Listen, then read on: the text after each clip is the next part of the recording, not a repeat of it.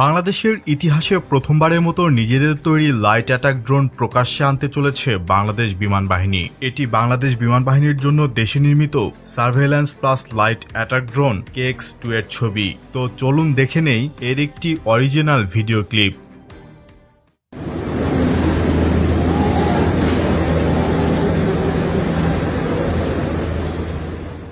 বাংলাদেশ বিমান বাহিনীর বার্ষিক মহড়ায় ড্রোনটি পরিদর্শন করেন প্রধান উপদেষ্টা ডক্টর মোহাম্মদ ইউনুস। বাংলাদেশ বিমান বাহিনীর নিজস্ব প্রযুক্তিতে নির্মিত KX-2 ড্রোন সিস্টেম অতি শীঘ্রই উদ্বোধন করতে যাচ্ছে বিমান বাহিনী। ভিডিওতে দেখা যাচ্ছে এই ড্রোনগুলো নজরদারির পাশাপাশি 60 মিলিমিটার বা 82 মিলিমিটার মর্টার শেল অস্ত্র হিসেবে বহন করতে সক্ষম। এবং সুখবর হলো শীঘ্রই এই ড্রোনটি বিমান বাহিনীর বহরে যুক্ত হবে।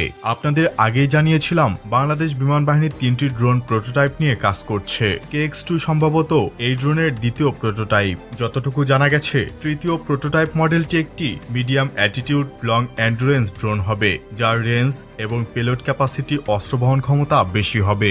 নতুন এই ড্রোন সম্পর্কে আরও তথ্য পেলে এই ড্রোনের টোটাল স্পেসিফিকেশন নিয়ে বিস্তারিত আলোচনা করব ইনশাআল্লাহ।